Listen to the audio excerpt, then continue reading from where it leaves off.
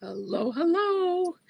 Uh, it's nice to see so many people waiting in the wings for us to start. Good, good. I want to welcome everyone to episode 24 of Heart to Heart. And my guest today is Yvette. Now say it all together in unison at your own homes. Yvette Quale. Quale. Quale. Holy, yeah. Quale. Um, okay, let's just say hi to who's here first before we get into this. Um, okay, Sierra is here from Cooley Craft Corner. She's probably scoping us out because it's her turn next week. Teresa is here. She's one of the moderators along with Carol from Crinkled Path. And Teresa is living out her dream right now because her team, and I don't know anything about baseball, but her team, the Seattle Mariners, are in the, I guess this is the lead off or the lead up to the Super Bowl. So hope your guys win, even if that means knocking out the Blue Jays. And she's going to have to step out early, probably to watch the game. Okay, Blossom and Inspire. Is that might be Sandra? Is that Sandra? I'm not quite sure. Uh, Denise Gardner is blessed sevenfold. Beth is here from Happy Place Crafting. And who else have we got? Scrapbook Sage. Now, I don't know Scrapbook Sage. So, is that one of your peeps? That's Yvette? my Donnie. Yes, that's Dawn. Hi, Oh, Dawn. Dawn. Okay. Yes, Um, she is an okay. Oregonian as well. Oh, okay. Hmm. And Susan from I Totally Love It. Are you familiar with Susan She and gives me a shout out. Thank you, Susan. her broadcast? Uh,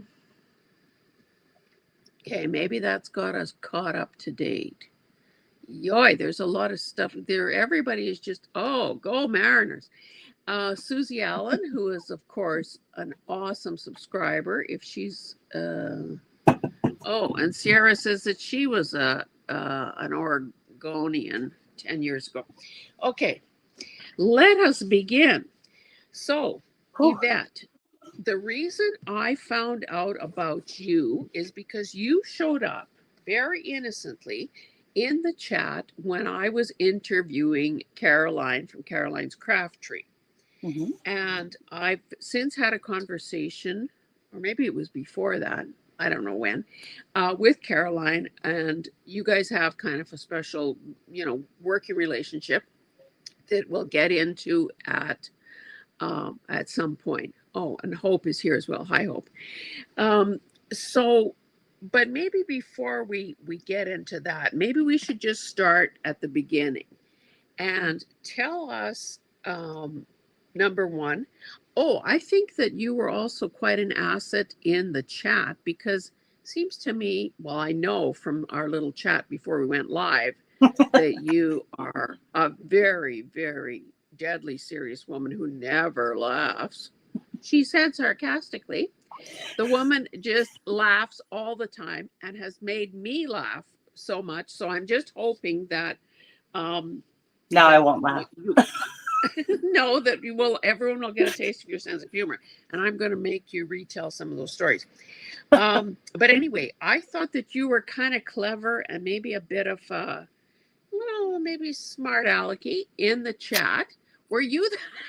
Does that sound like anyone you know? Yeah. Um, oh, and I forgot to tell you. Look at this. I had the car in the shop this morning, and of course, I had to go to a Dollarama, which is like a Canadian dollar store chain. Tree. Hmm. This is a mirror ball pen, so I'm breaking it in on you. Wow. So when you see me, like if you get like dizzy from the glitter, you'll know it's me writing important stuff I down. was wondering what that was in my eye. uh, Oh, Susan says, smart alecky? Yvette is my kind of people. And Sandra says, I loved all around. Anyway, okay, so I became aware of your existence through Caroline and through the chat. So, um, and then once I found out sort of what your side, can I say side hustle? What your Please. side hustle is, I figured we need to have this woman on. But anyway, let me finally get this first question spit out. Tell us about the beginnings of your crafting life and how you came to have a YouTube channel. Wow, that's a lot. Okay. So I first, I don't know. I've always been a little bit of a creator. You know, my Valentine box at school always had to be more than anybody else's, right? So yeah, I just was like that. And my mom's very creative. When I was growing up, we used to do craft shows. My mom makes beaded jewelry, and she's 87 now. Don't tell her I said that, but she still does beadwork every day. So she loves doing beadwork. And so when I was 11, I asked for 100 pair of earrings 2 weeks before Christmas. And my mother, being wise, made 10 pair of earrings, and she gave me a little pencil box with supplies in it. So I had beads and needle, thread, scissors, and a certificate for one free beading lesson. That was my Christmas present. Yes. So I immediately wanted to take the lesson, right? My mom had been at that point doing craft shows and things like that for about 10 years. And so I wanted to get in there and get some stuff done, right? And so it was like Christmas, you know, and I'm like, hey, I want to learn now. And she's like, no. So the next day I had my first lesson. And yeah, so I got one lesson. I created my own design on graph paper. She showed me how to do that. And I entered it in the county fair and I won first place. So I'm like, this is cool, right? So we went from there through the years. I always did beadwork and helped my family through craft shows. And then when I became an adult and was on my own, I still made jewelry. And my mom and I at one point were in 7 galleries throughout the United States with our jewelry. So my mom's pretty well known. She's written 4 books on how to do beadwork. So, well, okay, let me stop you there. Okay, let me make my first note with my fancy pen. What is your mother's name? Like, what are her books still in print and so on? Would people be able to find them? Maybe yes, I own a they're copy. not. Yes, they're not. You can get, books that are out there. You can find them on Etsy or eBay. They're not published anymore. Her publisher went out of business, so I don't think they're being, unless there's some out there somewhere being distributed. But Yeah. they were back in the 80s when she did those. Her name is Deon, Deon, and her last name is DeLange, DeLange.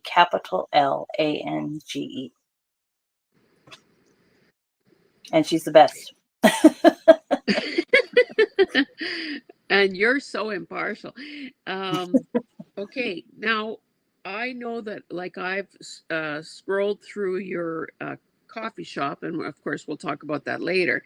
But when you say you do beading, you're not talking about stringing beads on an elastic cord or making a stretchy something Nope. or other. You're talking about very intricate designs. Like, Yes. I've seen those, like, what do you call them, medallions? Yes. Like where you've done ovals or circle, like very intricate stuff. Mm-hmm. Okay, so I find those beading books and those diagrams very, very intimidating. Mm-hmm. Is it as hard as it looks? That's hard to say because I've done it for a long, long time. So, I have taught people how to do beadwork, and one lady, I held the needle up and I'm talking to her and I'm telling her, okay, we're going to thread the needle now. And you don't thread the needle, you needle the thread. It's much easier. So, beading thread is about the size of 2 human hairs. So she's sitting there and she said, you're holding the needle? I said, yeah. She said, never mind. That was it. And that's happened to my mom too. So Yep. Yeah, it's so just again to get an idea of um, for myself and for anyone who isn't familiar with your work.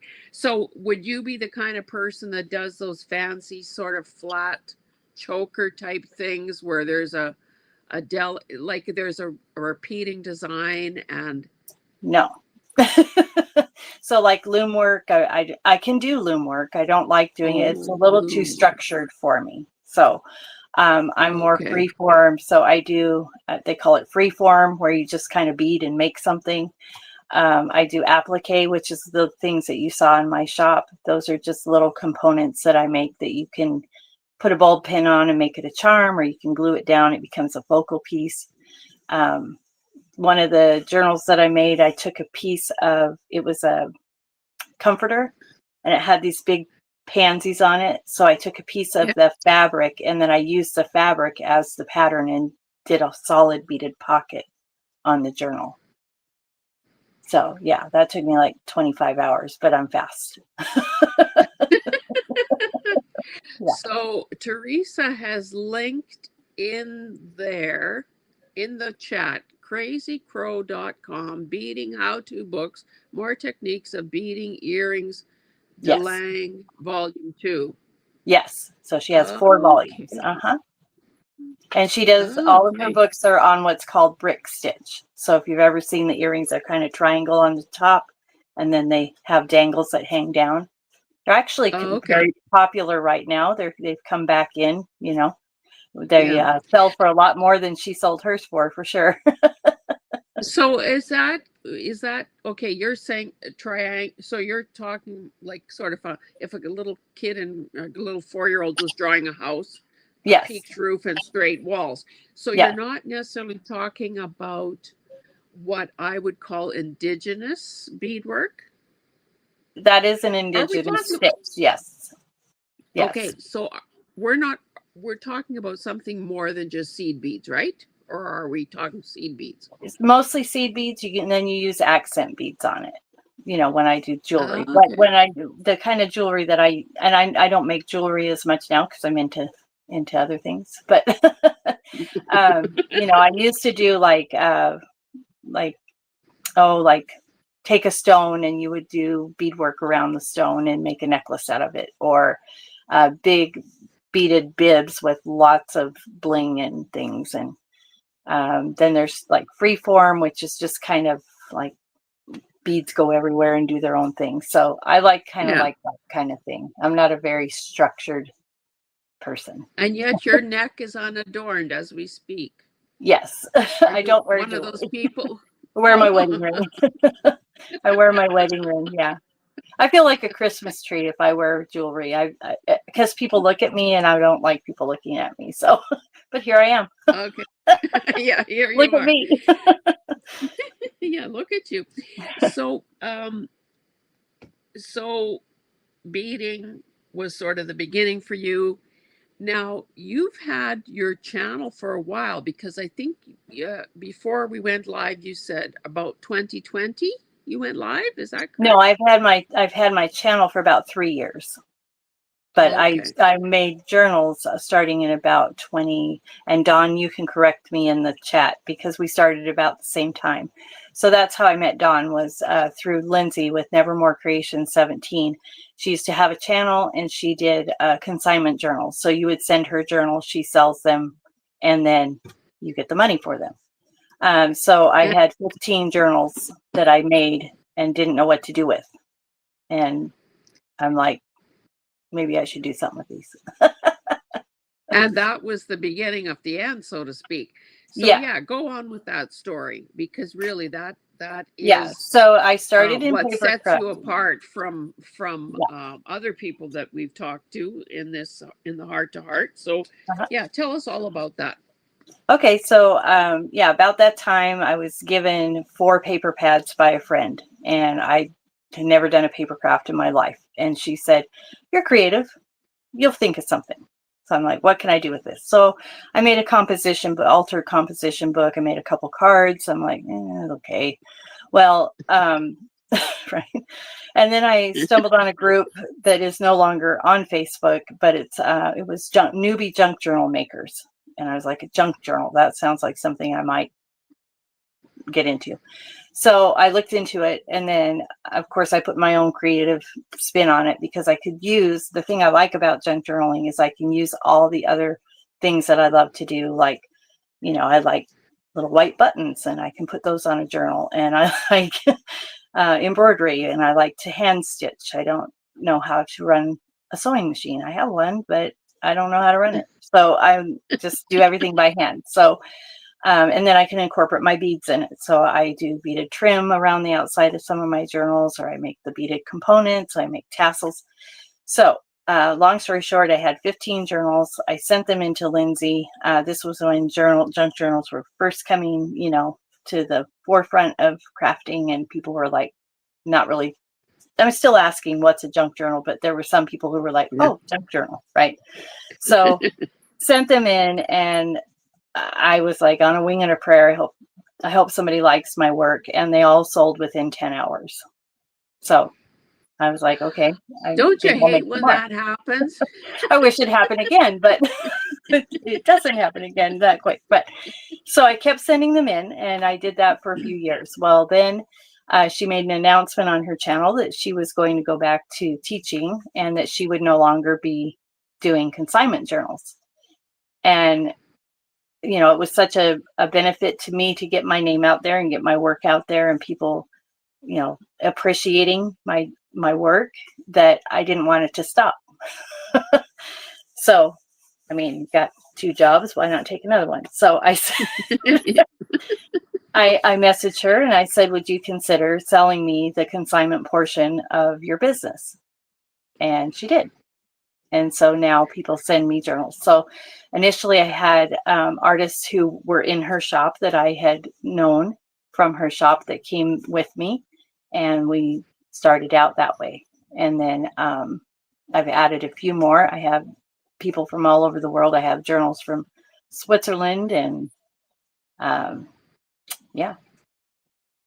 Canada, all those foreign places.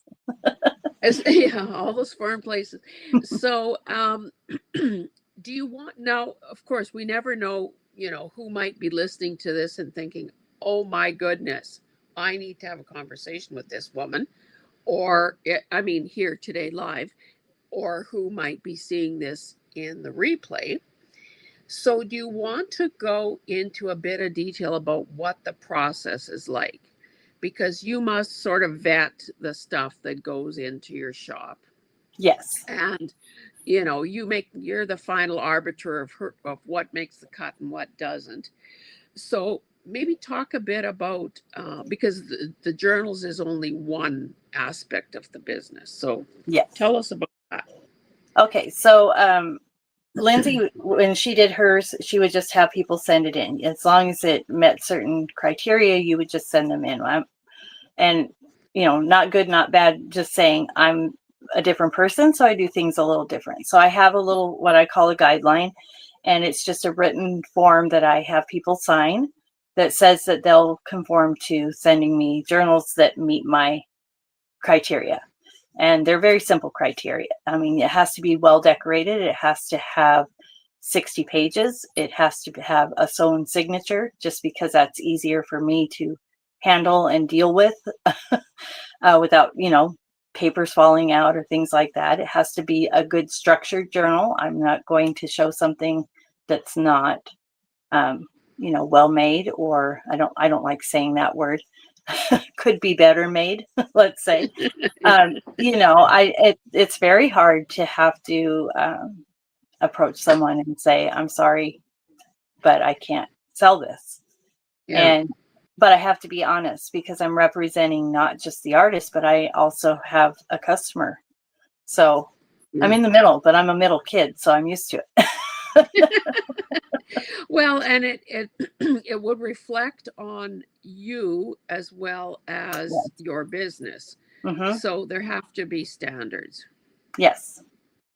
So, one of the standards is no white pages or limited, a very limited white pages, because even if you put a stencil on it, it's done something to the page, right? And it gives it interest or you clip a tag on it, it becomes something better. So, Yeah.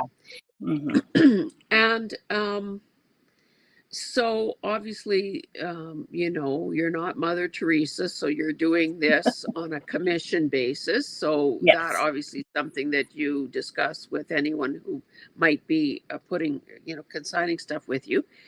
Um, but the other aspect of that is supplies, or what you're calling Yes. supplies And versus I did just want to journals. mention that when once you get the guidelines and you send that, you send in those first journals, or anybody who sends me journals, they pay the shipping to get them to me. And then when I sell them, I pay the shipping to get them out. And then I pay through PayPal. That's the only way I pay, because that Mhm. keeps both of us safe. Yeah. And I think you told me before we went live that you just sell in the continental US. Right now, yes, because Yeah. I am going to be getting a Shopify. I'm selling things on Kofi, however we say it.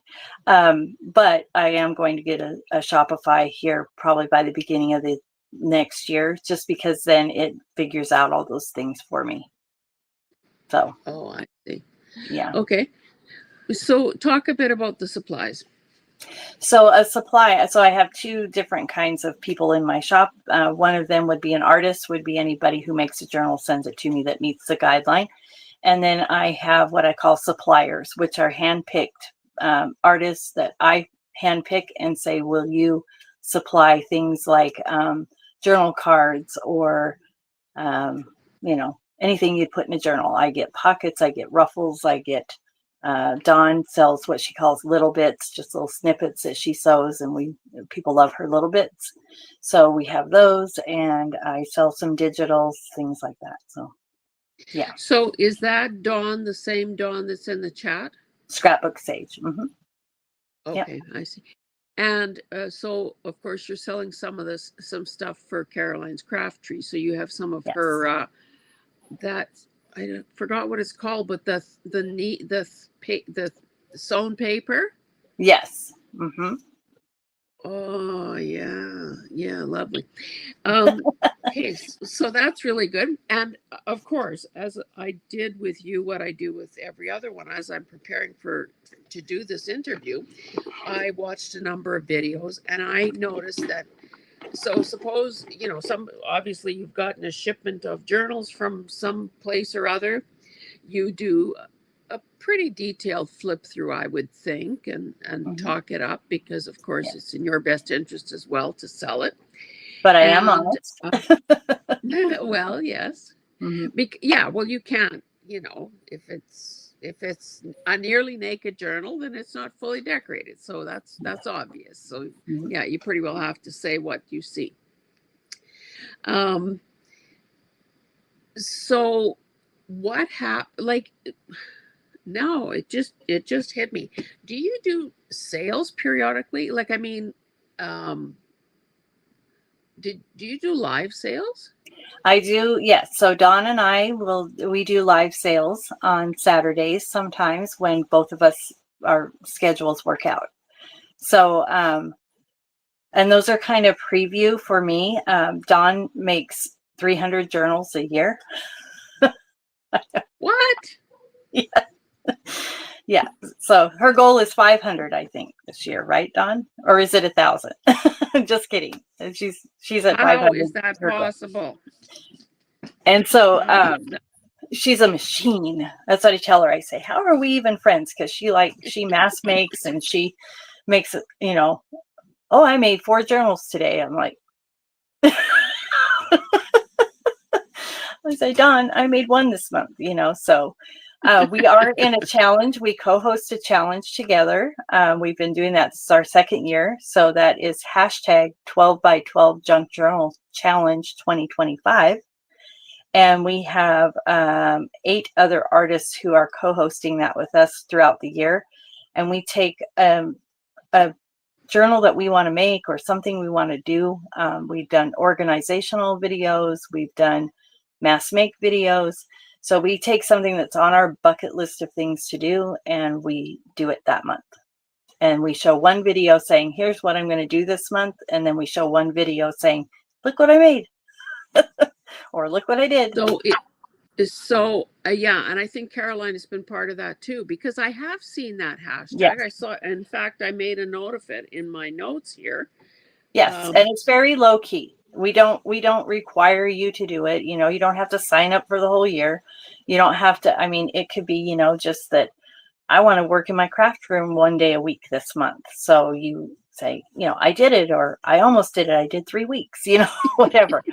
So it's very flexible. Very, I mean, we're not out there being like, oh, you didn't do it, you're out, you know.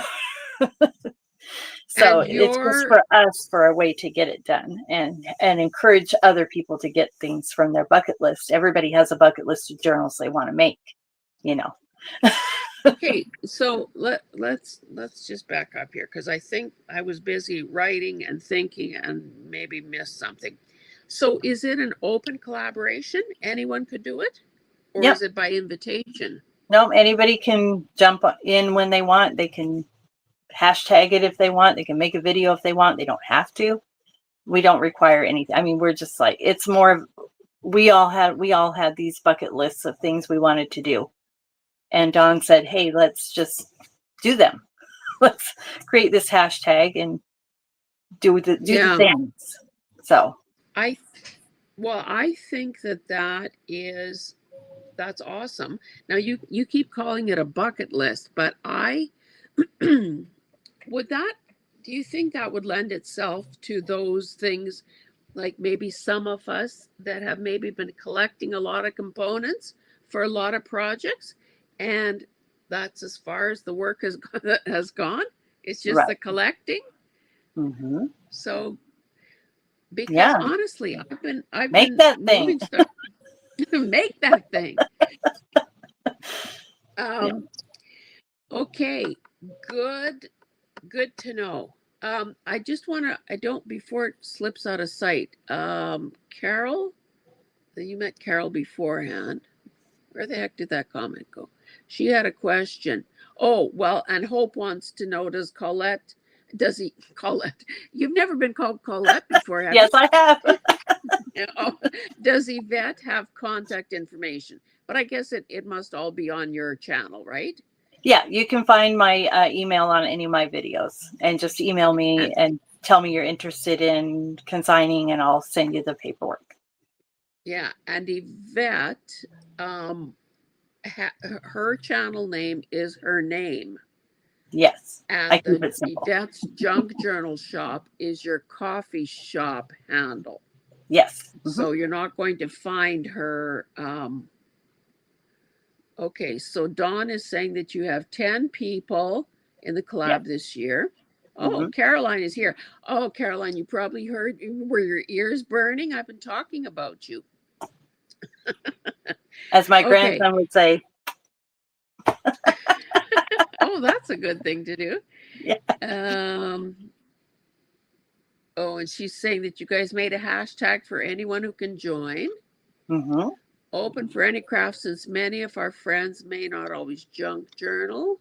Right. So if you have a crochet blanket that you've been gathering the yarn for and you don't make it, go get that hook and make it. Okay. Hope is saying that she was on there and didn't see it. So Hope, maybe write in the email. Comment. Yeah, write in the comment what it is specifically you're asking for. If you're talking about an email, although sometimes I think we don't really want to have our emails out there in the world, because you could get spammed. Okay, so Carol is asking, do you sell from your channel or another platform? But I guess, so when you have your live sale, like the one that Caroline was telling me about, was that from, or is that from Dawn's channel? Or where do they find it? Yeah, so we do those on Dawn's channel because she does the chat. she takes care of the chat, and we have somebody that helps us with that too. So she's multi-talented, is what you're saying, and oh yeah, fast. and a fabulous friend, by the way. Yes. Okay, sales on Dawn's channel. And how often do you do that? We try to do it once a month or twice. You know, we're I don't know. Where are we at, Dawn? Go ahead and talk in the chat. But it's kind of as our life allows us to. So we try to do one at the beginning, the first Saturday of the month, and then maybe another one later. But it's kind of a preview of what's to come in my shop. So you can get in there on the live and maybe get it before it goes to my shop. And we came up with that just because it's kind of a preview for people who do pay attention to us. And then also, I mean, it's hard to get your name out there, especially with a name like mine, right? So I'm over here. So quality, yeah, I know. Like quality without the it. Quality without the it. One of the things that we were laughing about before we went on the air, you were surprised that I could say Yvette. Yeah. And then you said, oh, that's French Canadian. And do you want to just maybe rattle through some of the things you've been called just to give everyone a laugh? My first name or my last name? Let's just do them both. Yeah. All right. We got, let's see, Colette, Yvette. That's the right one. Yvonne, Annette, Rhett, Red, Brett. Did I say Yvonne? Evelyn. Now that's that. Okay. Then we have a Pauline. I forgot that one. Pauline. How do you get Pauline from Yvette? But anyway, Suzette. And even when I answer the phone, I say Yvette speaking, because if you say this is Yvette, they don't get it. And my daytime job, I say that all day. So it's like Yvette speaking. Hey, Suzette. Hey, Paulette. Hey, Lynette. Hey, Rhett. Red is my favorite, like Rhett Butler, Rhett. Rhett, really? Red. I got that. And then Quale. Okay, so mostly it's quail, right? I get qual.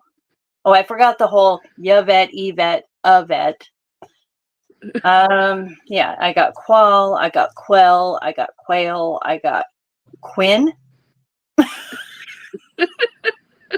Queen? No. Now, I did one time get some mail addressed to Mrs. K. Wally. K-A-Y Wally. K. Wally. Close. Yeah. I look at the envelope and say, they don't know me.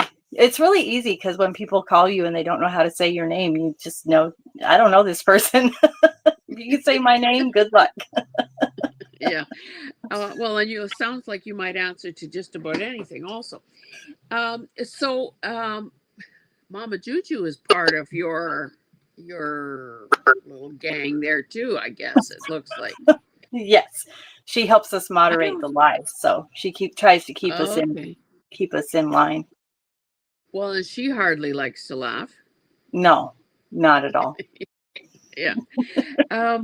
Okay, so that is good. I think we've kind of sorted a lot of that out, and it also makes me think that Dawn, how about you reach out to me via email, because it sounds like you should be on my list of potential guests, because I want to know how you are a lean, mean journal making machine. So, oh, and Caroline on the hillside is here as well, so that's good. Okay, so that is all very interesting. Now, the other thing that we talked briefly about, and I had heard you reference that on one of the videos, is that not that long ago, you and your mom were in a car accident, and you were quite seriously hurt. So, we don't need to see your test results or anything, but maybe you want to talk a bit, unless of course you have them handy. do you want to talk a bit about the extent of your injuries, how where you are right now as far as your recovery is going, and how that has impact your ability to um, well create and keep your video schedule up. Yeah. So the schedule, right? So, yeah, in November, my mom and I had gone grocery shopping in the town next to us because there's nothing here. And so we were coming home and we had her little Chevy Spark and we got hit head on by a full size Ford F-150 truck with a full camper trailer behind it. And there was a police officer there and he kind of went around, people were going kind of around. It's one way with a turn lane in the middle.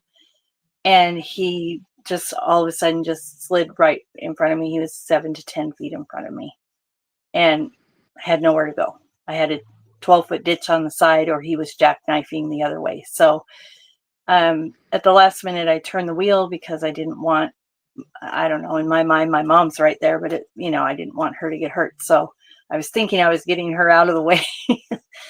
And yeah, he impacted pretty much head on, more toward the drivers with the whole front of the car.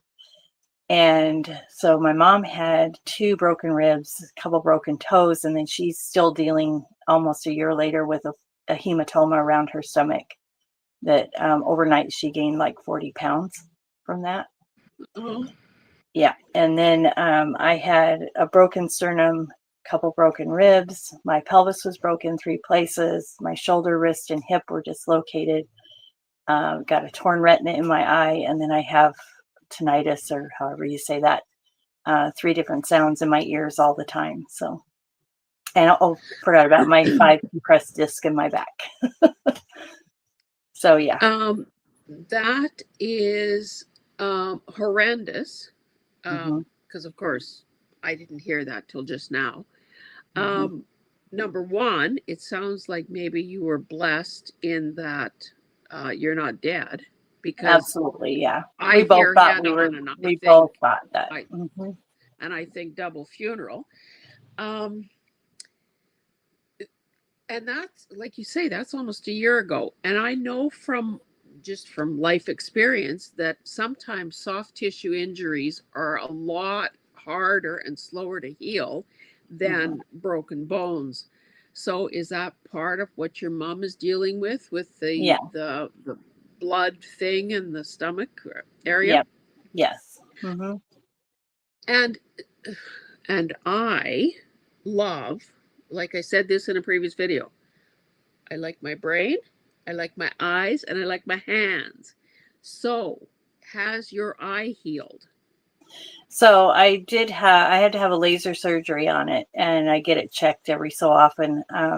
It does. I have a little bit of blurriness in that eye, which is difficult. My full-time job is I'm an office manager and a color consultant for a painting company, house painting.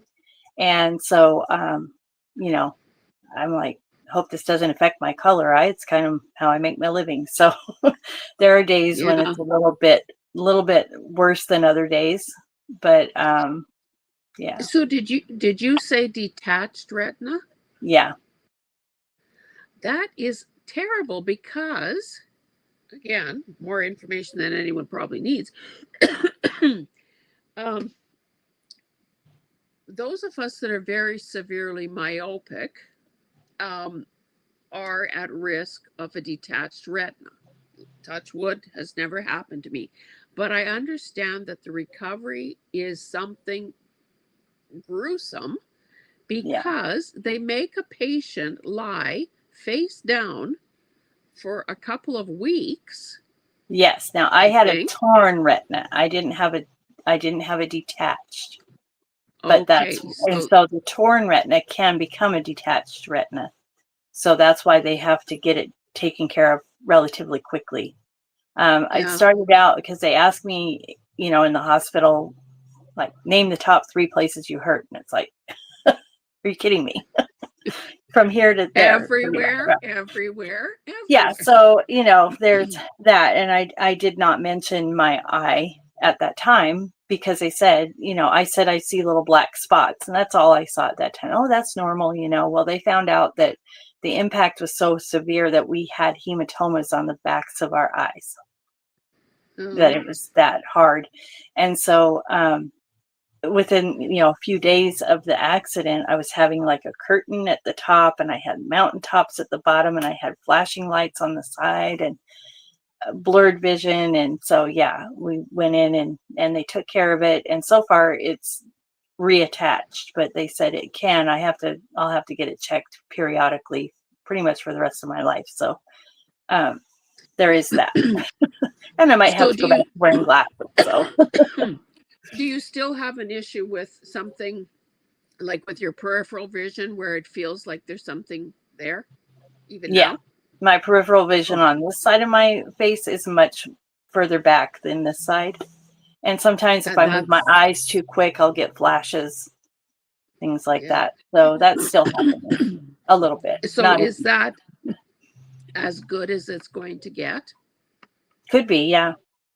And I might have to actually wear glasses again. I used to wear glasses and got LASIK eye surgery, so I haven't worn glasses since like 2008. But that's okay. I'm getting older.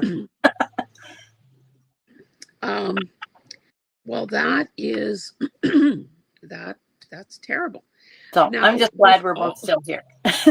There's a reason we're still here, right? Yes. You got journals to sell, for heaven's sake. Right. Okay, so all those, and of course, I've never had any of those broken bones either, but I know that broken ribs and a sternum, of course, is right there. You must have been in a lot of pain because apparently it hurts to breathe and laugh and cough and all that stuff. So hopefully all that has healed now, right? The ribs and that area. Yep, and my pelvis and everything. So yeah. So what is the treatment for a broken pelvis? It's not like they can put a cast on it. So was it just bed rest? Yep, just time, that was the hardest part of it for me, other than it hurt and other than I couldn't go check on my mom. Couldn't get out, out of my house in walker. So we were both in walkers for almost 3 months. So, So is it hard for you to sit at this point?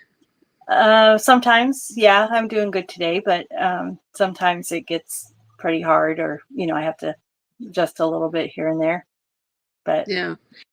Which makes it hard to spend time in a craft room because we know it's quite a sedentary process. Right. And of course you do have the Dawn is saying that you made a cute digital when you were recovering. Yeah, so I had always wanted to doodle little flowers and watercolor them, and it was on my bucket list, and I never did it. So while I'm sitting in the chair, I told my husband, hey, and we went to the store. I won't say which one, but in the next town over, because we have nothing here. So I went to the store and I got some watercolor paper. Never done watercolor. I don't draw very well, but I made these little funky little flowers and I watercolored them, and I scanned them and made a digital kit, and I called it Accidental Doodles because and the girls helped me come up with the name. So I kind of had a idea of, accidental doodles, and I had like oops it hit or something. I don't know. So they're like, accidental doodles. So that's free in my Ko-fi shop. Oh, well, I think we probably all want to access that one. Yeah. And then I have free. I have pages in there that are just the doodles without any paint. So you can take that off your bucket list by painting them. I've done the hard work. Well, and there's a lot of support being expressed in the chat. Carol is saying that was all so much to like the recovery was a lot, but there's absolutely a reason that you're both still here. Yes, I believe Caroline on the hillside is saying, "Thank God for your recovery." Dawn is saying, continue to pray for both of you. So, I mean, yeah, I obviously don't want anyone to ever suffer. And we've heard through the course of these interviews, several people have had, you know, big and little things to suffer through and survive, having had happen to them. And I think that it is a reminder that sometimes for those of us who don't have broken bones or chronic disease or, mental health issues or whatever, we just maybe need to, you know, quit your bitching and just get on with it. Like, Right. we don't have anything to complain about. So I'm it's, naturally that kind of person. I've always been that kind of person. If somebody says you can't do it, I quietly say, we'll see. yeah. Well, it does seem as though you're competitive. And well, number one, you're positive and you laugh easily. And of course, laughing is always preferable to crying, I would say, especially as a coping One or the mechanism. other. Sometimes I laugh so hard I cry. Sometimes I cry so hard I laugh. I don't know. It's happened. Yeah. So, um, basically, do you, just to, move on from the health challenges, do you think that you have pretty well recovered from all the injuries to like it? Are you as good as it's going to get, or This is do the it. This is doctors as good think? as I get, I think. Yeah. And that's okay. It's the new Yeah, me. I'm yeah, and embracing of the new course me. you're still alive. Yeah. I mean, my mom and I So both felt like, that we were both spared that day. We really felt that. So, yeah, and well, I couldn't move. And the only thing I could do was we were both reaching out to grab our hands because, you know, and I hadn't yeah, thought of it from her perspective. It's like, oh, if this was my daughter, I would be more concerned about her because she kept telling the EMTs, oh, I'm fine. I said, she'll tell you that with, her head chopped off. I mean, they'll always say she's fine. You have to, get in there and figure out if she's fine because she'll just tell you she's fine. So, yeah. Well, obviously, we all hope that your recovery, is, you know, continues, even if it's really slowly and maybe hard to tell. Um, Now, you did allude to one of your jobs, your other jobs, which mhm. is working in as a color consultant for a painting company, a Mhm. company that does house painting, There but we go. it's not. You've done this for many, many, many years. Mhm. Do you want to just tell the one story about the blue paint Let's do. for anyone who's ever tried to mix colors at home, whether they're watercolors or acrylics? We're going to get a painting lesson. We're going to get a color mixing lesson.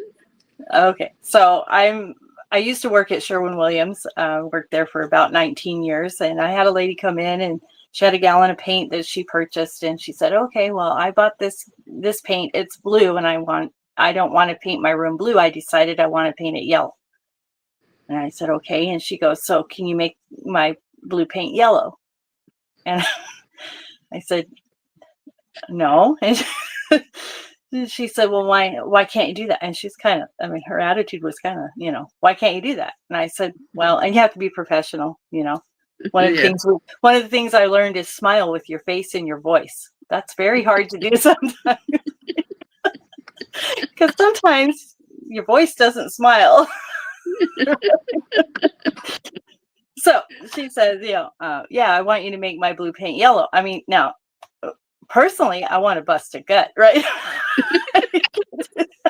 And 100 things are going through your head, like, really? But, you can't say these things. So Yeah. and she might be watching this. And if you are, I mean, I'm sorry, but so, It because you did never happen. know.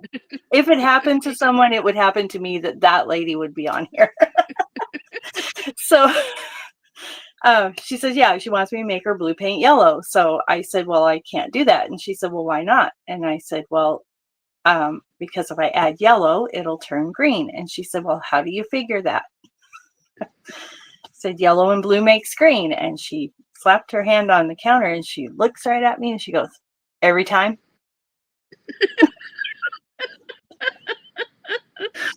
I didn't laugh. I said, yep. And she goes, well, how much yellow do you think you have to put in there to make it yellow?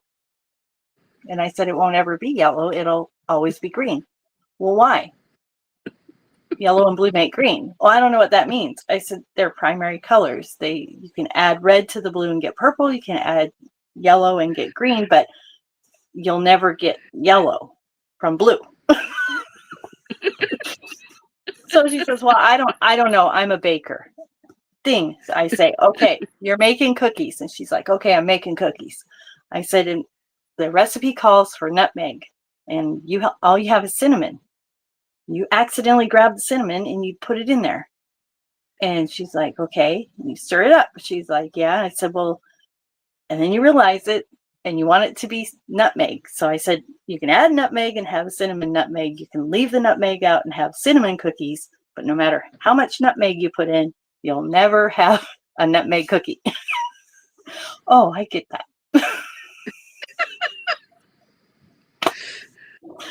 Yeah. And then the woman behind her said, right. So I think it's over. Right. And the lady steps up and she says, well, all I know is I need some paint. I just had my house sheetrocked and textured and I need to have some paint. And I said, did the drywaller prime first? And she goes, well, no. And I said, did he prime under the texture? Because the proper way is to prime, texture, prime, and paint. But, we're not in the proper world here, I guess. So she said, well, no, there's no primer at all. I don't need primer because you can just paint it. And I said, no. She goes, well, paint and primer in one. I said, those are on previously painted surfaces. I mean, any paint. Sorry, Home Depot, but any paint, any paint is prime over painted surface. That's already, it's not a raw surface anymore. It's a painted surface. So any paint can go on there. Anyway, so I tell her, this is dry, raw sheetrock. You need primer. Well, I don't think I do. I don't get that. And I'm looking at her and she has a huge amount of makeup on. I'm like, hey, I said, it's like a foundation. She's like, what? I like a makeup foundation, it's like makes everything else that goes over the top look good. Oh, I need a primer. And I get done with her and the person behind her says, well, I only need a quart of paint because I heard you talking to the lady because I figured out how much paint she needed, right? He said, I figured that out, and a quart will do 100 square feet, and I need 3 quarts, one of each of these colors, because I have 3 bedrooms and they're 10 by 10. And I said, well, not painting the floor, I don't think, So yeah. And another person then said, oh, I heard you have that conversation. I'm going to paint, and do you think 115 gallons is a lot of paint for a house? I'm like, depends on how big the house is, right? Maybe. So he tells me, and I said, well, you need about 40 gallons. And so I figured it out, did the math. Well, he was figuring cubic square. I'm like, we're not painting the things around us. We're just painting the walls. Because he, instead of, 10 by 8 foot wall, he did 10 times 10 times 10 times 10 times 8 times 10 rooms. Well, yes, I can see where laughing versus crying or beating people with a paint stir stick would be preferable. I mean, just the other day at my current job, I had someone call and say, hey, your crew is at my neighbor's house. They're doing such a great job. Do you think when they're done, they can come and paint mine? I have a wait list of 180 people waiting for an estimate. I don't think we're going to come paint your house tomorrow. Okay, Yeah. Sandra is saying, are you keeping a journal on all of this? I'll buy it. And you have all these witnesses. That's what I should do. I should write a Paint Girl Experience Journal. Yes. Now, the other, you told me before we went live that your other job, which of course is nearer and dearer to your heart, I would guess, is that you do some caregiving for your mom, Yes. who is 87 years old. Yes. So I just want to know how, I'm assuming the paint place is a full-time job, Mm-hmm. and your mom must be what, every several days a week or something? Yeah, But shorter amounts of time. I have basically a part-time job with her and then full-time at my other job. So, how in the world do you manage to create journals, make videos, um, sell people stuff, take part in collaborations, and ship out orders and all of that? Oh, I'm still, I don't know. Teresa has a title for your book, your imaginary book, My Life Okay. in Living Color. My My Life in life Living in Color. living color. I'm going to write that down. But No, do you really, I have have a paper right now. a beautiful mirror ball pen like I do? I don't. I have this. Oh, I don't know what it is. I grabbed it. Okay, I have it. okay. Maybe I can. Teresa, Yeah.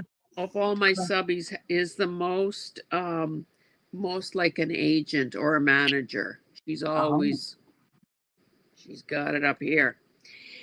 Um, Teresa can write the forward. Somebody said.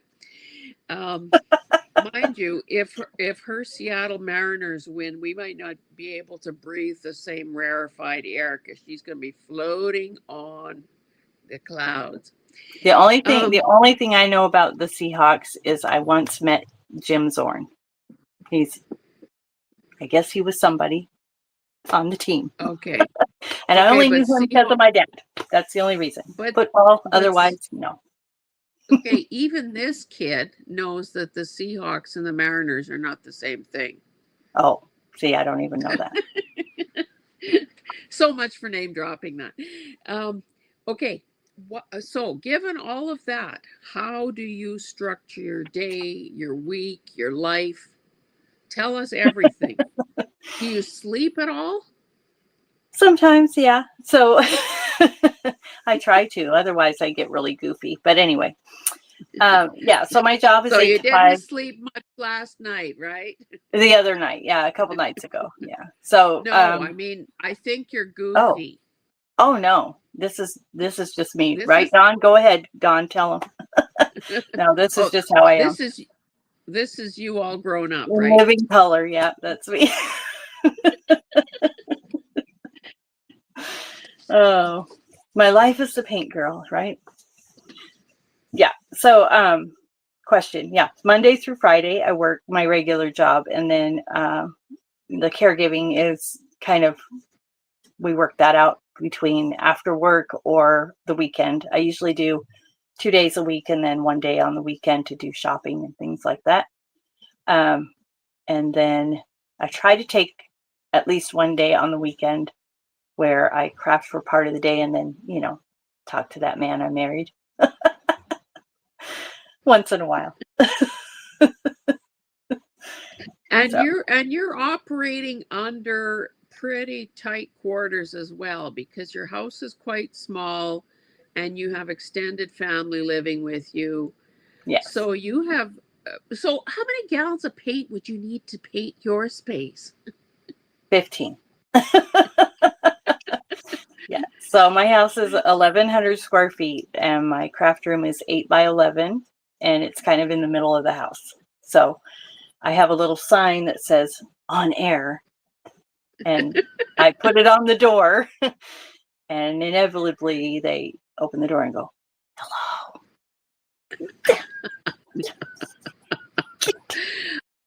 I know. Doesn't that make you want to smack somebody? And sometimes I'm like, I'm videoing, and they're like, what? Or like And I don't edit. I'm like you. I don't edit. I don't have. Could you imagine? Where would I find time to edit? So no, I mean, what yeah, it is what it is. So yeah. Yeah, I used to close the door and thought that was a good signal, but that doesn't seem to work No. anymore. So now I figure if he hears voices, I'm either talking to myself or I'm making a video. So either way, stay away. Well, like today, Um, made a video this morning, and my grandson he wanted to be around me, so I brought him in. And if you watch the video I put up this morning, he's helping me show the journal that I made. So, like, hey, let's um, work, putting to work. how old is this kid? I call him B because I don't disclose his name on my channel, so his nickname is Busy Bee, and so I call him B, and he just turned 5. Okay. I thought you were going to say 18. No, no, he's 5. In his words, Oh, I 5. yeah. Carol is saying if she's on air, you only get to interrupt if you bring me food or if you're 3 feet tall. That's probably a good rule. Yeah. Hi, Trish. Trish is here. Oh, and Dawn is saying that her craft room is in an open space. Yes. Yeah. Does that, for those of you that have your, like you're saying, your space is kind of in the middle of the house, does that mean that you are obligated to or just naturally want to keep it cleaner and more organized than you would if it were more secluded? No. I'm glad to hear I that. have a door on mine. It used to be a bedroom. When my son moved out, it became my office, and then it evolved into a craft room. But now Yeah. it kind of evolved into needing some help. But so I have been working on that. It's always, I'm a very messy crafter. When I create one journal at a time, but I pull out all the Oh, things that I might want to use with it. I don't. In fact, I only did, and it's kind of funny. I've made one video that for me went viral. It's like, I have like, I don't know, 4,000 views or something on it. But it's because, cool. yeah, I know it's pretty good. But it's it was a mask make, and it was a challenge that I did for myself to do a mask make. It's like the only one that like went off. But I do want to mention, for those of you who don't have a channel and you've been thinking about it, when I first started, I had made these beaded tassels, and I put them in a Facebook group just to show people, and they said, oh, you should do a video on it. You should do a video. So I thought, hey, this would be a great time. I've kind of been kicking around the idea of a YouTube channel. So I started it, and my audio was terrible. If you go back and watch it, it's my very first video. I'm not taking it down, but I do get people like, why don't you just take it? No, I'm not. So it's me. It's just me. The You've audio is come a long terrible. way, I baby. have. Now, I still don't do the whole thing. I'm not getting the circle light, and I'm not going to lift my chin and look beautiful, but it's like, whatever. This is it. But I do want to encourage you to go ahead and do it, because I did the video. I showed how to make a tassel, and I had a person who made a video kind of learning from my video, and they kind of threw me under the bus. Okay. But right, as I said before, I'm not the kind of person who would take that to heart and be like, oh, I suck. No, I like me. And so I don't care if you like me. That sounds terrible, but yeah, you have to like yourself. So I want to encourage you. If I can put a video out and you can't hear me very well, and you know, whatever, it is what it is. It's a good instructional video. You could do it by just watching the video. You don't have to hear me. So I Well, could have, that's but what I'm upselling it saying for is sure. you could really be, I mean, there was a little bit of a moment there where I was like, maybe I shouldn't do this, right? Because it was kind of like, you know, but, um, yeah. Anyway, I think that it's really good that you said that because honestly, I think we sometimes just need to take the plunge, because honestly, if we wait for the planets to be aligned and our lucky green socks and Right. the temperature is right and lost the weight and whatever, it's like it would never happen. Right. Um, and honestly, I think anyone who's ever binge watched a number of videos has seen all kinds of content. The super slick Hollywood production types and the blooper ones and everything in between. Right. And when I think about some of the things I've seen over the years, now I would never say that in a comment. That whole Right. thing. If you can't say anything nice, don't say anything at all. Right. But honestly, I thought, well, my goodness, if that person is on YouTube looking like that, talking like that, being so disorganized and whatever, I'm better than that. But there So are some people who, yeah. all you need to do is find somebody who's worse than you are. Already it feels like a Or win. just realize that there are people out there who will love that channel. There are Yeah. people who will absolutely love that channel. It's like some people like the structured channel and some people like the, you know, The whatever. chaos. Yeah. Yeah. Some people, if you accidentally hiccup, how terrible. Yeah. I don't have time to make another video. So if I hiccup, you're going to hear it. Yeah. And if you sneeze, you hope that somebody in the audience has said bless you. And if not, say it to yourself. Yeah. So what sort of a schedule do you keep? Like, are you saying that you accomplish what you accomplish with a half day of crafting a week? Pretty much. What? How is I that don't, but that's possible? why it takes me a month to make a journal, right? Because, yeah, I'm only working on it here and there. But, so videoing is, I'm not very structured with that. And I do want to get more structured, like, so that not necessarily that so that I'm making a video every Saturday, but that I'm putting a video out every Saturday. So I kind of watch all that YouTube stuff that they tell you stuff. But the only reason I watch it Oh. is so I can see when my people are watching me, right? Because it makes sense to me that if I'm going to Oh. put out a product, I want to put it out when people are most likely going to watch it. So you're talking looking at the algorithms and the analytics of Those your things I can't say. Yeah. yeah, Those words are foreign those to me. A words. Yeah. The little Um, lightning bolt at the top. Yeah. Click on that once in a while. I'm like, oh, some dude watched me. Weird. Just kidding. My brother's like, that was me. That was me. Because one time I had 1% was men. I was just reading the statistics and I said 1% were men, and my brother's like, that was me. so he got an extra special Christmas present that year. Yeah, right. So do you I can't get my head around that. Like, so little crafting in a week. So I guess with Well, a and I do it at full-time night too. Like when I come home, so let's say Monday I'm at work, I get off at 5, I come home, I make dinner, throw the laundry in, do whatever, vacuum, whatever I do, make the bed, all those fun things.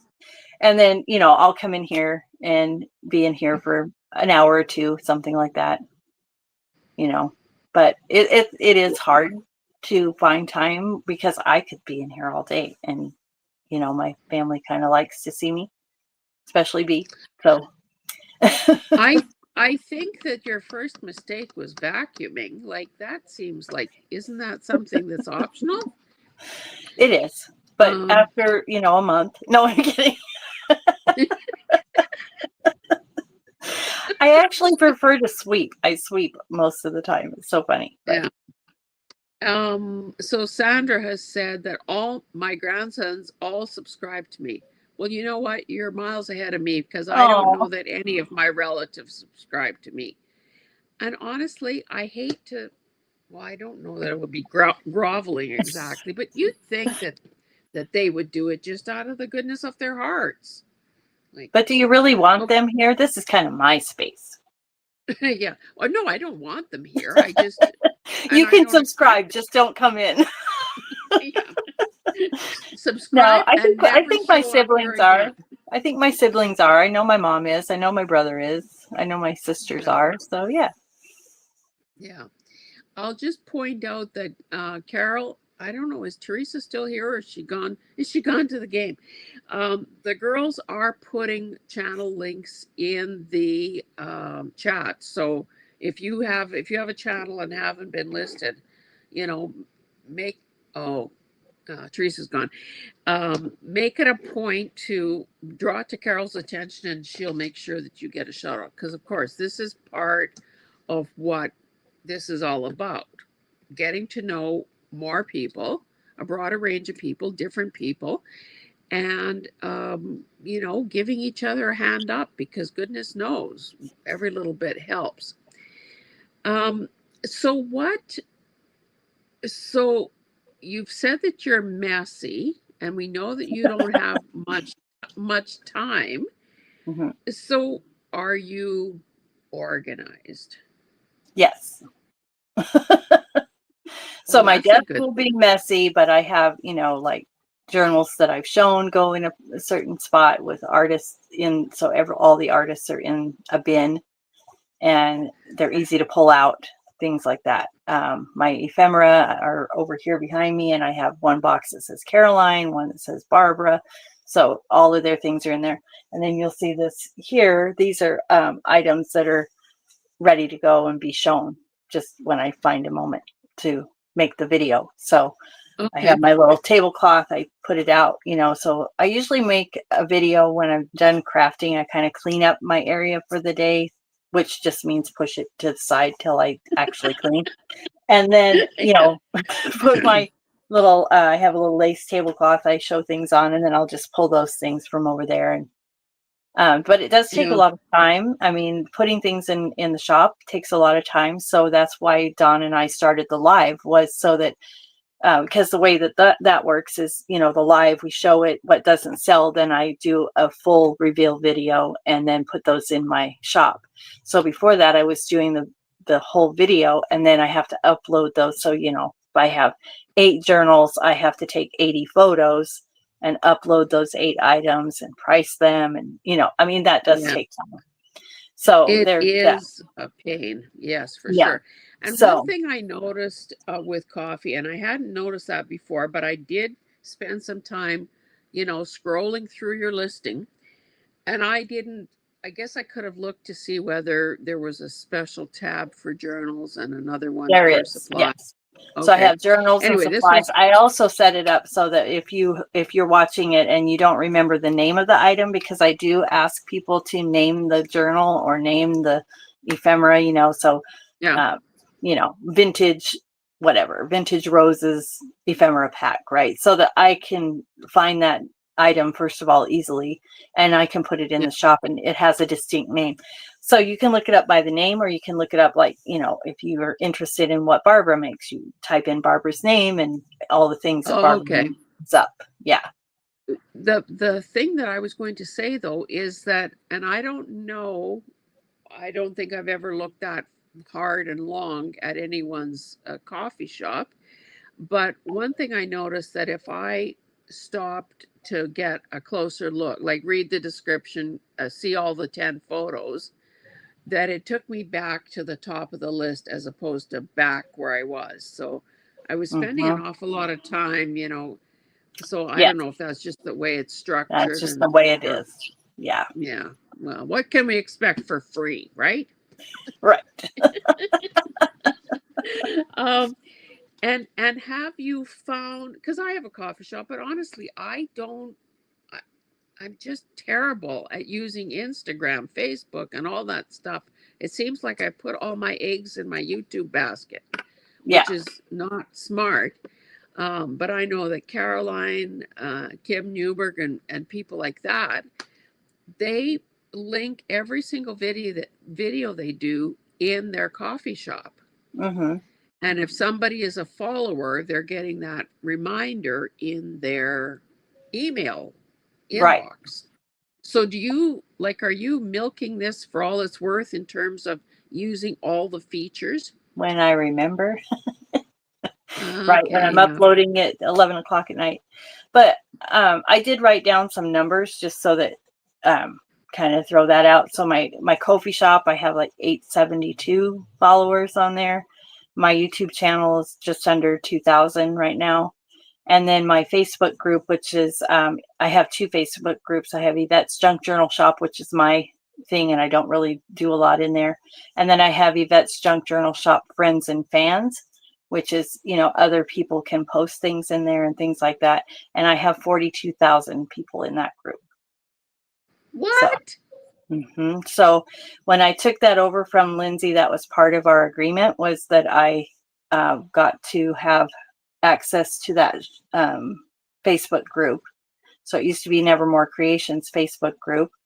And when I took it over, there was 16,000 people in the group, and now there's 42.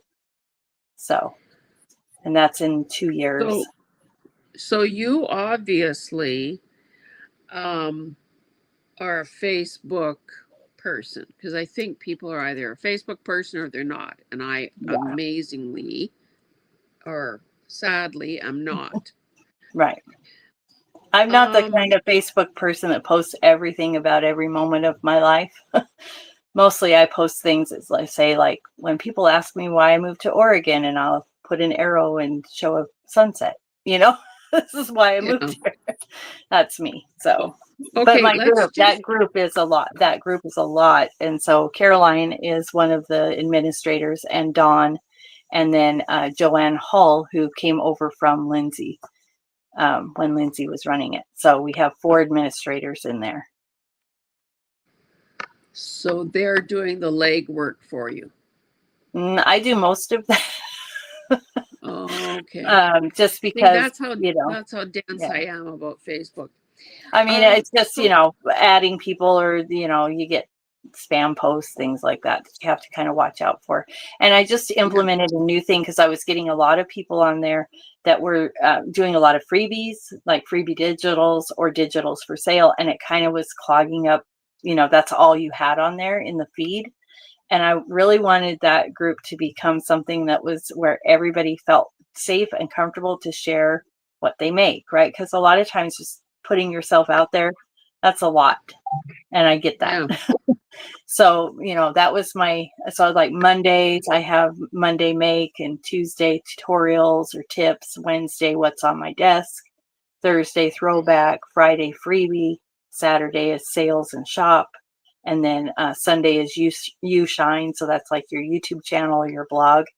So I'm kind of flexible with the other days, but I don't like to have the freebies or the sales or the self promotion except on those days, because it just gets too much.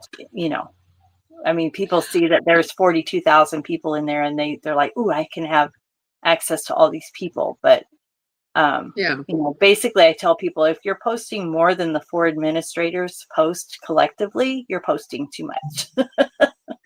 That's kind of a common, Okay. A couple of things. I think it's great that you're allowing people to, post things, because of course, a lot of the big, really big people in the YouTube world, the only thing that can be posted is you using their stuff. Yeah. Um, so that's a good thing right off the bat.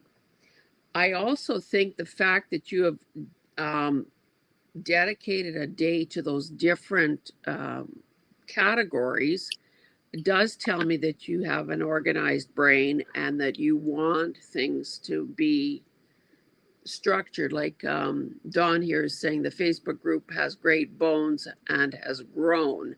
Mm-hmm. Um, so that's good. And so now, and you can tell me the truth. Am I I will. missing the boat? I will. Am I missing the boat by not being a Facebook person?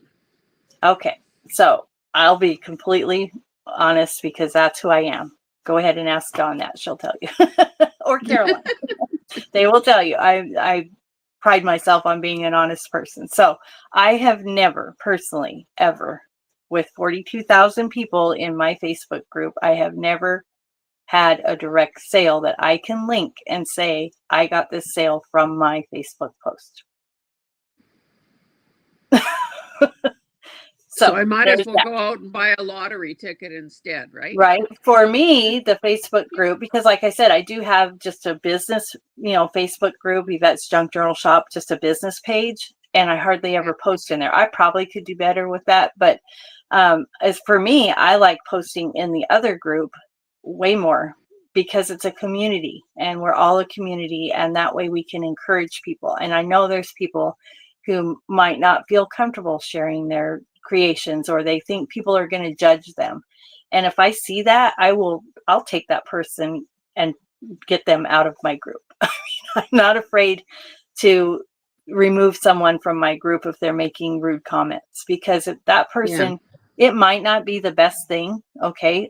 I mean, I'm going to be honest. I've seen some things that I'm like, that's kind of, but you never say that to the person, nor do you like, oh, it's so wonderful when, I mean, I have to be honest about things, and I'm not going to Yeah. be mean. There's a difference between being honest and being Yes. mean. And Yes. I think in our community, there's one side that's very supportive and very much, loving and open and things like that. And there's another side where it's a competitive thing, and I don't like that.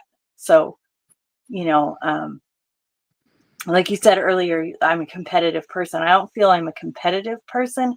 I feel that I am a confident person in who I am. And so whether I put something out there and somebody likes it or not, I mean, that's just like a plus. It's not like I'm living for somebody to want the things I make, or I don't Yeah. feel value if they don't like it. So Yeah.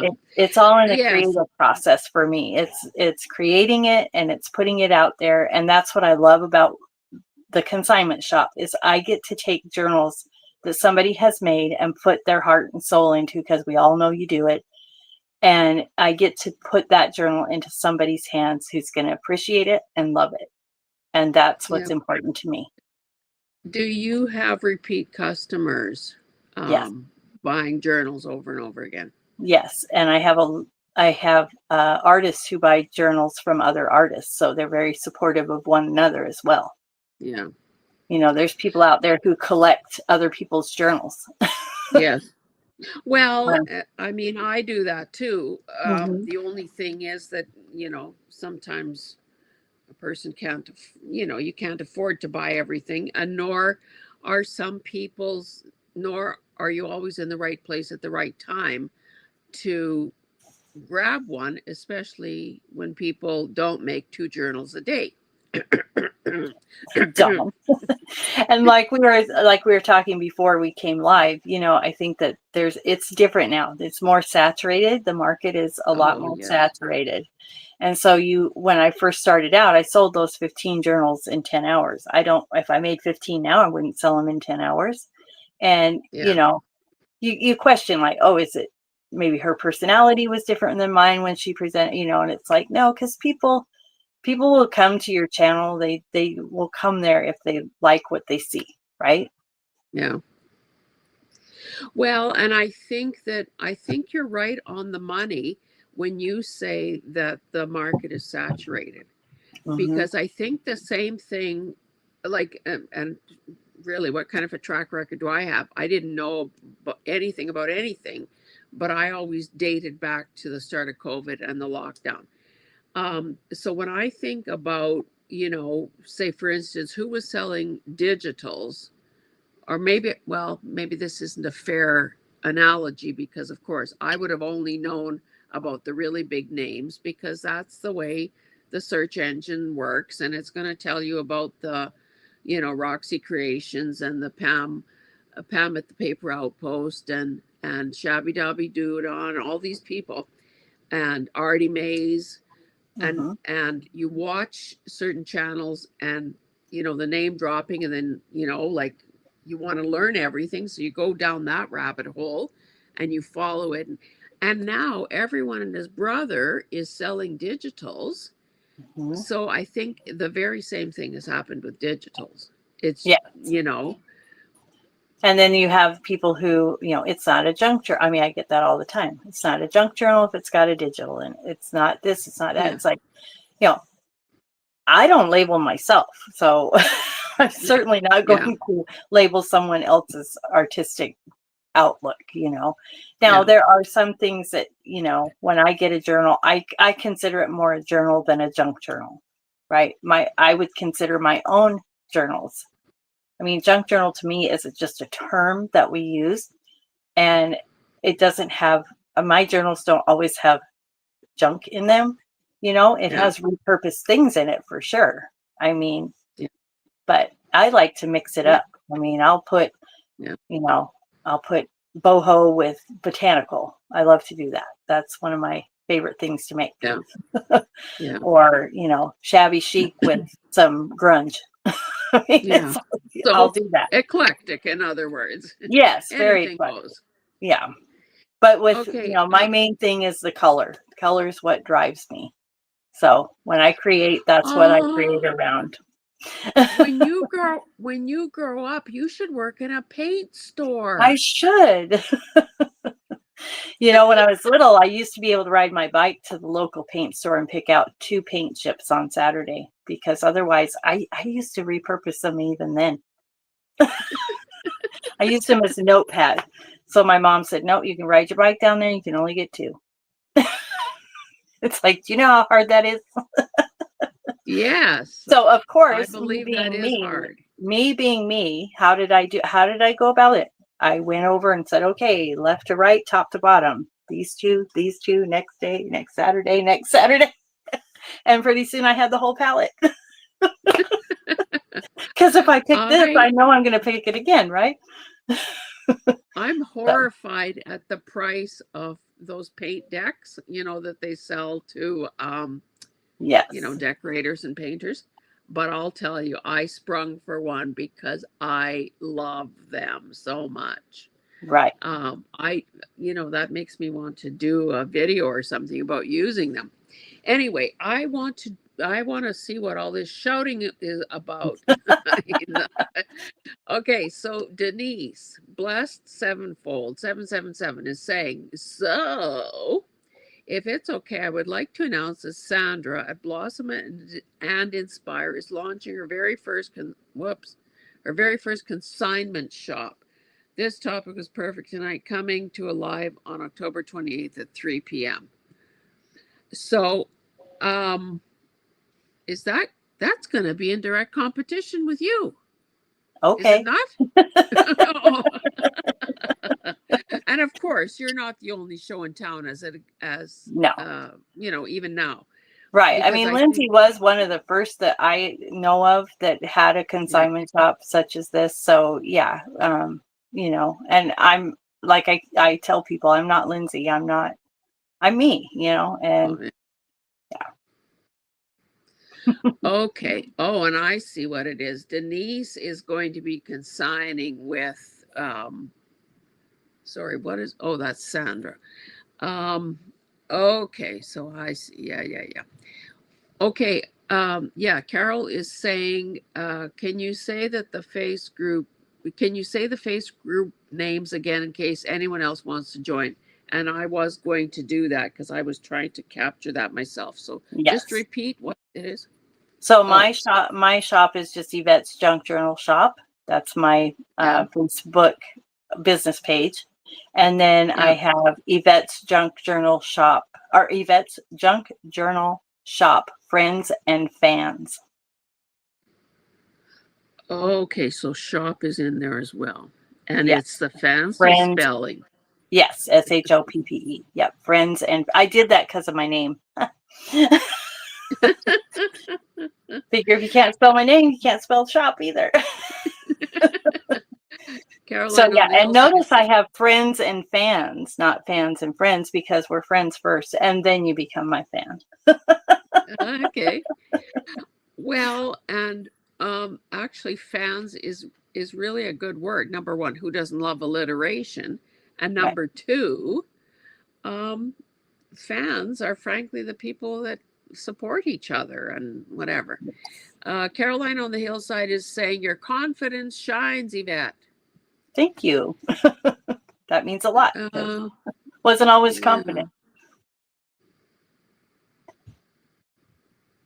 Okay. So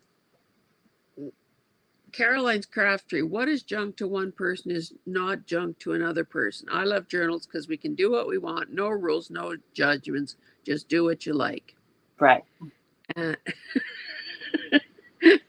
and Sandra's saying, sing it, sister. Oh, which song do you want me to sing? Well, I think she's supporting what Caroline said. That, yes, you I know, know.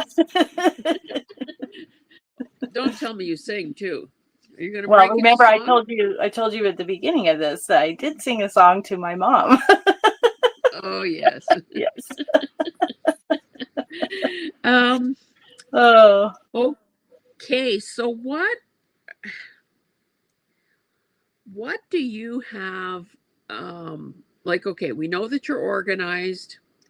We know that you're confident. We know that you can juggle many balls at the same time. yes. What, like, are you a goal setter? Have you planned? Do you lay out? Well, she's Nope, shaking her I'm a head. winger. I wing it. The Totally seat a of your winger. pants. Yep. Yeah. So you don't set goals for your channel.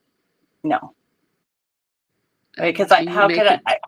I mean, I could set a goal for myself to say, okay, I want to put out 2 videos a week or whatever, but I can't set a goal to say I want to have 5,000 subscribers by this amount of time. Because, I mean, either you're going to subscribe or you're not, right? It's not up to me. Yeah. I mean, Yeah. and honestly, when people in their videos say, smash that like button and hit that, I just, I want to hit something, but it is not the subscribe button. I've never heard that, Just, but yeah, that would turn me off too. just being honest. Yeah. Well, and honestly, I don't really get a thrill out of interviewing people who aren't honest. And like this isn't my first rodeo. I'm pretty damn old and I think I'm a pretty good judge of people. So if somebody is a phony baloney or, blowing smoke or telling me Yep. what they think is the right answer, I don't have fun. No, And I'm the same way. yeah, I would rather talk to real people. Um, okay, so no goal setting. Okay, well that's interesting. And Well, I mean, if you ask me, my dream goal would be to do 2 videos a week. I would like to put those out. To do that, I have to get ahead of it, right? So that I'm putting those out, maybe recording them on the Saturday before, but not putting them out till the next Saturday, or recording them on Tuesday and putting them out in the future Saturdays or whatever. Yeah. So yes, I would like to do that, but I haven't, but I will be. that is a goal I've set for myself. Yeah. Okay, people, remember you heard that here first. Not I till the have to beginning of the say, year, but yeah. you heard that here first It's in on my bucket 2026. list. Yeah. I think that one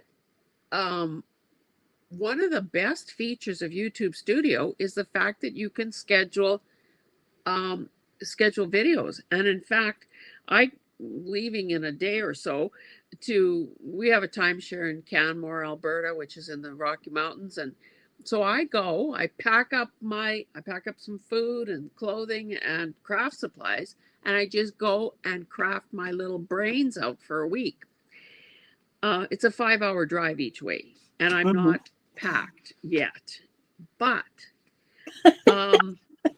I don't want to have to worry about no videos, and I don't want to break my routine. Right. So I have videos done till the end of October and a couple into November.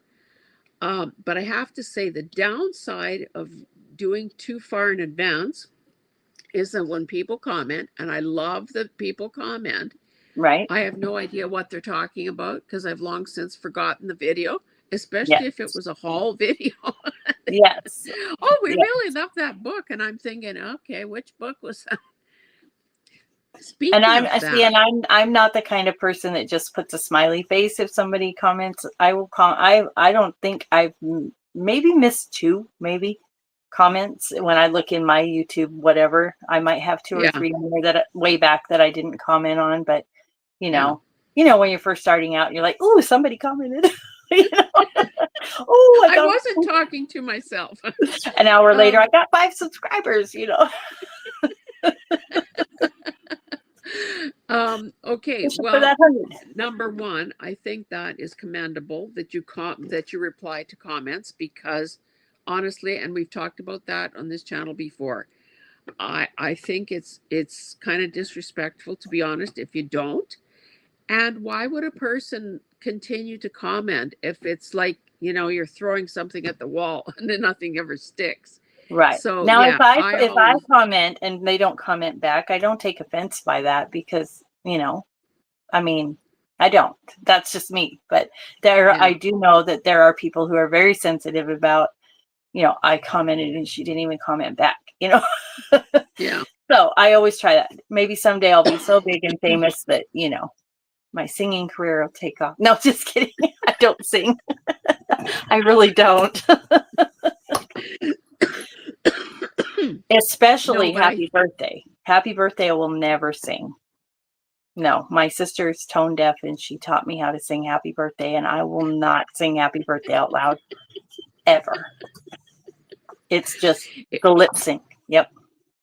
it was Canadian Thanksgiving this past weekend, which always is a long weekend, so Sunday and holiday Monday. So it's a different day every year. So we were at my daughter's and soon to be son in law's, and his mother, it was her birthday, like the day before or whatever. And I said, if we really care about you, I think we shouldn't sing happy birthday because honestly, sometimes it's just pathetic. Pathetic. But Right. anyway, so you're not alone in that department. Um, so is there anything you wish that you could do, topic Yeah. wise? You're kind of preempting my question because I said, do you set have goals and you're shaking your head and then, so either No. you're psychic or you refuse to answer. So like, are there things on your wish list of either a piece of equipment or a tool, a supply that you would really like to sort of teach yourself how to use? Or are you pretty Yeah. well content with what you're creating right now? Yeah. So my favorite thing to do, honestly, is well, I'll show you. I'll take like a bag like this, little scrappy things or something, or little bags of paper, and I just that's my favorite way to create. Just grab stuff and just start making something. That's how I like to do things. Yeah, And when in doubt, a little white button. I love white buttons. honestly, yeah. Um, it's too bad I can't reach it from here. I would show you my white button collection. It's like it's sick. It's sick. Um, so the I wish I would have made a note of it while it came to me. You said something earlier, and I'm just see if I can retrieve it from my. Oh Lord, this doesn't happen often. Thank Do you want me goodness. to sing? Just kidding. That Uh, might not help our algorithms. Probably not. Oh, I know what it was. Kim Newberg came up with a hashtag arm's length art. And I love the descriptiveness of that because it seems sort of like Yeah. what you're saying. Yeah. Only you're challenging yourself to only use what is within reach. You're not running all over, the place, opening drawers and opening boxes and bins and whatnot. But I'll tell you something. Um, a week or two, maybe it's 2 weeks ago now, I did a live gel printing thing with Jonna, the Mhm. preppy crafty girl. And you know, there's quite a bit of setup to that. And Yes. I just have like an old teacher's desk, and you know, I don't have the entire surface. And of course, our little, you know, the area that our camera actually catches is even smaller. And I thought, I'm going to be prepared. So I cleaned everything off. And of course, where am I going to put it? So I stuck it in a big box. Oh no. Would you believe I haven't needed to go back and look in that box yet? How scary Uh-huh. is that? That stuff was all taking up prime real estate here. And See? at this That's what point, I Lord say. only knows Pull it what's out. in there.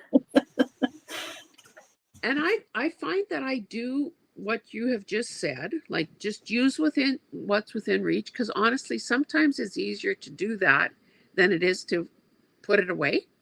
Yes. Glue that sucker down, don't bother filing it, kind of thing. But it almost seems as though I could spend the rest of my life doing that And and never get anywhere. and never get anywhere. So Yes. so So when you do that, what are you doing? Are you making ephemera? Are you doing mhm. master boards? Or well, like what are you doing? Yeah, so I'll make little clusters of like tags. You know, I might make like 6 tags, or I might make a master board and cut it up and decorate them. Or I like to hand stitch on my things, so I'll, you know, whip a little something around there. Yeah, that. And this year, let's see. Okay, so I bought glue this year. Glue. Glue. Okay, now we did have a Joann's, which was 45 minutes from me, but they're not there. And we Yeah. have a Walmart, which has, you know, an aisle of craft stuff. We don't have a Hobby Lobby that's like 2 hours from me. No, about an hour from me. Um, like Michael's is a couple hours away. So yeah, I don't have anything like that. So I just a lot of my friends have gifted me things that they're like, you're creative, you know. They're always saying that. You're creative, you can figure out something. I'm like, I don't paint though. And so now I have like some paint and things like that. So yeah, I've bought glue. My husband took me to Hobby Lobby one time and said, here, you can have some money and buy some things. So I did. And I bought some fabric at the secondhand store because they had like big garbage bags for like $5 of upholstery fabric. So yeah, I bought that and split that with Dawn. I came across some linens that were a very reasonable price and had holes and things. So I cut that up and sold pieces and kept some. But that's all I bought this whole year. I've been good. Um And I shop my craft room. so we usually get around to the topic of thrifting, but it almost sounds like you're not a thrifter either. Or Well, are there's you? nowhere really to thrift. We have a Goodwill is 45 minutes away. The pick of the litter, which is it benefits dogs and cats, you know. So they have a little yeah, pick of the litter. They have a little gift shop, and that's usually where I go. That's in Newport where I work, but that's half an hour from me. So yeah, it's mostly just sometimes I see things for free on Marketplace on Facebook, and you know, I have this craft paper I'm giving away. It's like, okay, but I found that usually that's old and it cracks and it's not very good. So those Yeah. become things like, you know, snippets or something like that. But I don't know. So does that mean that you don't have a mess and you don't have a plethora of stuff?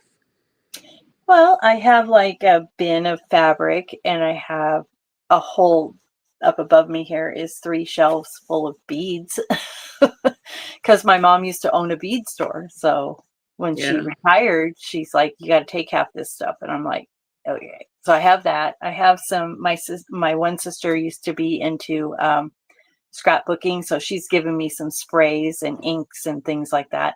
And I did, when I first got into it, you know, I bought the Tim Holtz inks and things, but I'm not going to spend Yeah. money on something like, I had my husband he made my camera holder out of an old, one of those old lights, like a desk lamp, and it mounts to the Oh, wall. So that's why my camera doesn't move. gooseneck.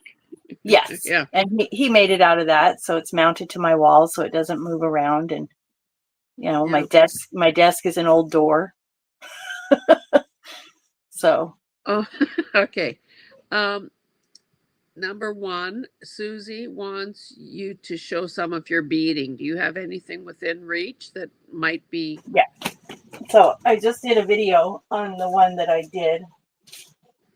So they're back here. But so like this is a piece of like pottery, broken pottery. And I did beads around it. I saw that video. Yeah. And then I just put dangles on it. And then I just did big beads. Anybody can do that on the spine. No, really. And then this is the beaded trim that I like to do. So I just yes. So that's like this is the video I did today. This whole thing is hand stitched, and then I did that on there. And then I do want to show you, because my mom made something to put in here. Look at these little tiny beaded chickadees. Oh my goodness. That woman must have awesome eyesight. She does. So that one, this journal has one on the cover, and then I have like they're hanging down on the trim there. I have a little birdie there. So yeah. So have you done a tutorial on how to do that beading around the edge? No, I probably should, huh? Well, I don't know. That's probably not for beginners, though, is it? Maybe it's a trade secret. No, just kidding. So yeah, I have done, the only one I've done with beadwork is I did one on the beaded tassels, and then I did one where I took like I think I have one here. I had like a little, I do. So I took these little they're earring forms, I guess, like wood earring forms, like these. Okay. They're just wood, and then I covered them in paper, and then I just put dangles on them and made those, because somebody gave me a whole bunch of those, and I'm like, I don't know what to do. Or one time, but somebody you're creative. They gave me a whole bunch of blank business card or blank. They're almost like credit card material, but they were blank because they worked at a hotel, and they're the ones that you key for the door. Oh yeah. And they're just blank. And they're white, and they're like, here, you're creative. So I got a whole box of those. So I painted those and made little charms. So yeah, I just like to use what I have. So some people were asking where you live, but of course Carol has said it's Oregon. And you're saying, she said the same thing too, that moving to the middle of nowhere has greatly improved her bringing too much stuff in. And then somebody else wants to know where you live so they can live there too and not thrift. I live in Waldport, Oregon. So if you look there, Waldport, there's a name, another name you can't pronounce, right?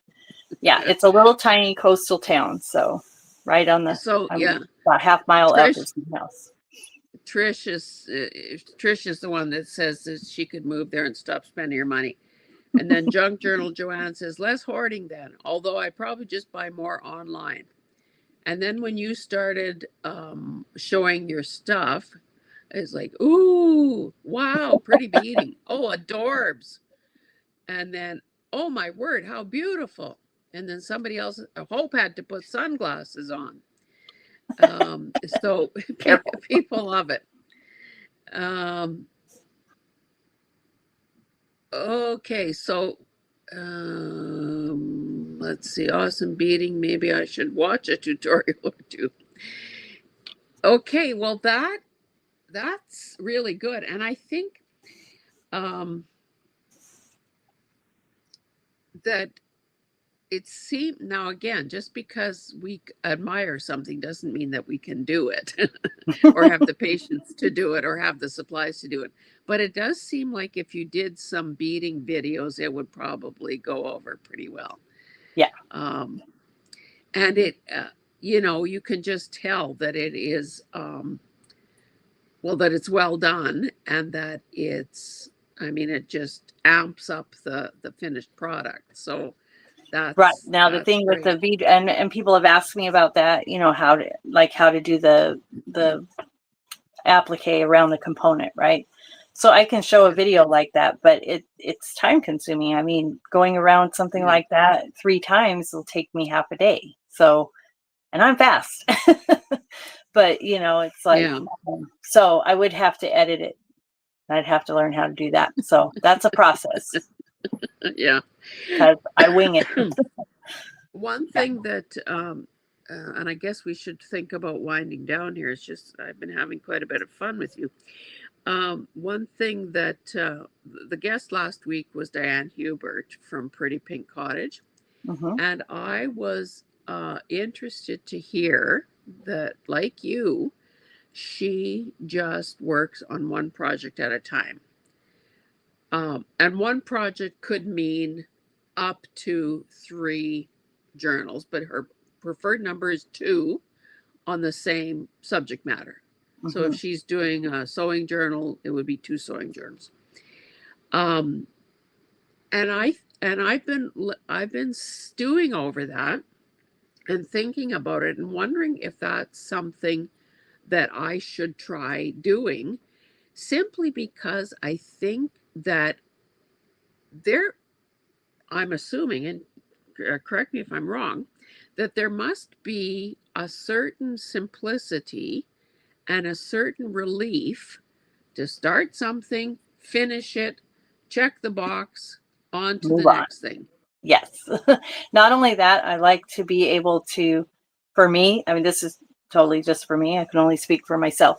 But so for example, Dawn, I had gotten this, Dawn and I meet up and we exchange things and stuff. So she had given me this, thing that had like this little handkerchief in there. So I repurposed that into a cover and things like that.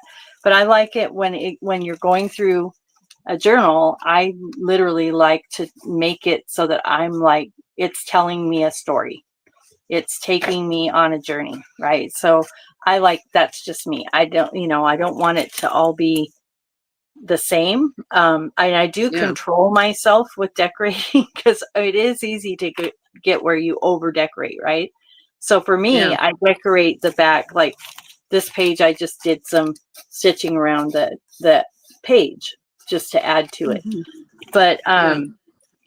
yeah, I just decorate the white pages, the back of the digitals. And so I'll do like a digital and then a coffee dyed and maybe a grid and then a digital.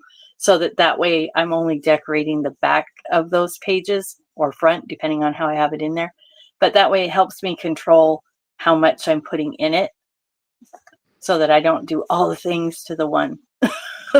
Yeah. So, Well, and I suppose from the perspective of um, pricing and well, establishing price based on what the customer is getting, mhm. that's another way to keep the cost down. Right. Because frankly, it's time and supplies.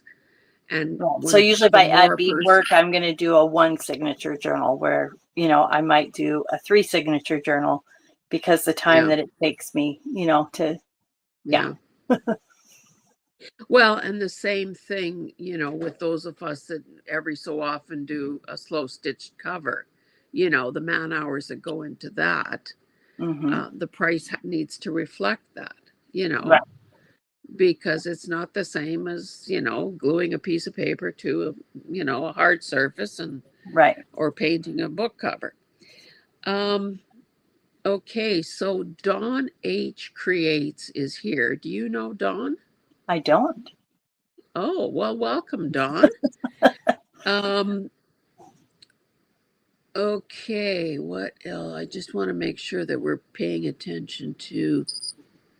Okay, I guess Dawn. Okay, so Carol has put in um, her channel name. Now, oh, I want to catch Carol's comment here. Whoops. Um, I'm not looking at the chat. I was told not to. I'm just kidding. yeah. So of course, because Carol is a moderator, she signs in a bit earlier, and even if she's not taking part in the conversation, she's eavesdropping. And she Right. says, I liked your pre camera advice that people want to buy journals they can't make themselves. It's good to have some special talents. Yes. So basically, that's what you have learned, or that's the experience you've gleaned from having your consignment shop. Yes. That because of the overstock, the market glut of journals, that if people do something unique, they're more likely to find a buyer for it. Well, and not only that, but you're going to have more enjoyment out of that because you're bringing yourself to the journal. I like to doodle, so a lot of my journals, I'll doodle on the pages and things like that. That's just something that I do. Well, when I sent the journals in for the first time to Lindsay, they're, oh, the doodles, and I'm like, doesn't everybody doodle on the journal? I don't know. But yeah, I mean, so it's just what comes naturally to you. I mean, I've put 2 ties on a journal because I felt like it needed it. I don't know. It's like, why are there Yeah. 2 ties on that journal? I don't know. Maybe you're going to change your mind and you want to have something else. I want it to become yours, Yeah. and I mean, So people are ask, oh, you it's so pretty. I've given journals to people and, oh, they're so pretty. I would never use it. And it's like, that's sad. Please use it, right? okay? So you have all this experience um, seeing a variety of products. Well, we're talking journals, a variety of journals coming through your hands. And you, of course, see how well or not, or how quickly or not they sell. Mhm. So, can you tell, or do you have anyone in your stable of artists who is very clearly trying to satisfy the market? Something, a certain color, a certain subject is hot right this minute. That's what I I'm going to make the next 12 journals off. I had one artist who sent me like a Barbie journal when Barbie was really hot, you know. Um, Yeah. but you have to be careful with that in particular to not with the copyright and everything. So everything in there was an original thing. She also sent me another journal that was like Ariel or something, the mermaid. But there were Yeah. digitals in there that somebody had kind of copied that image, and I felt like it was enough resemblance that I didn't want to touch it, so I didn't show it. So there's that. But for the most part, no, I think people just create what naturally comes to them. I know that I had one artist who made like what's the big popular show? Anyway, I don't know. It's about some English thing or something ten. Anyway, I don't know. I don't like Downton Abbey. that. Might be it. But they had some they had some ladies in there, and so she made like 4 journals that were kind of along that line. Um, but for the most part, people just make what they like, and you know, I'm very encouraged to hear that because yeah, I don't want to think that people are just cranking it out to right. because they're trying to ride a fad of some sort or a Now my wave. now my most seasonal artist would be Dawn. She's very seasonal, so she does things. She crafts by theme, and so a lot of her journals will have like nautical theme or mermaid theme or something like that. But I think that's still within that. You're still going to get individuality. So Yeah. I don't see her making something, like Halloween because it's popular, because she doesn't make those journals. So just because it's a popular thing doesn't mean she's going to make it. So, Yeah. but yeah, from everybody I know does their own thing, and just here you go.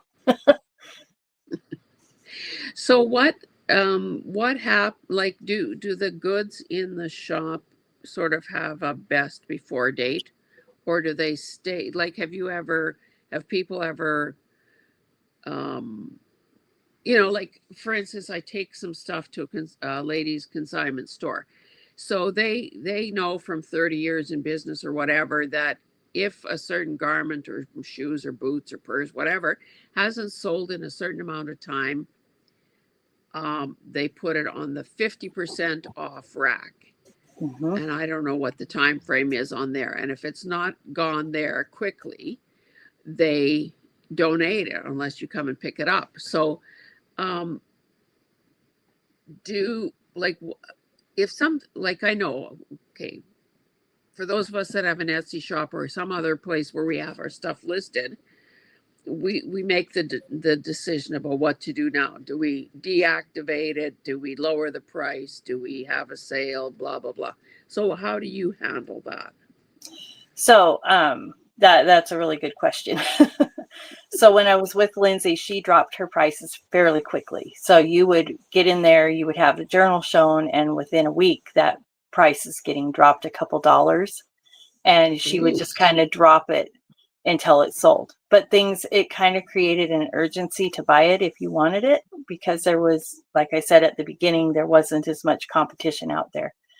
For yeah, me, I don't like to drop the price. I will have a sale once in a while, like, maybe a 10% off sale or something like that.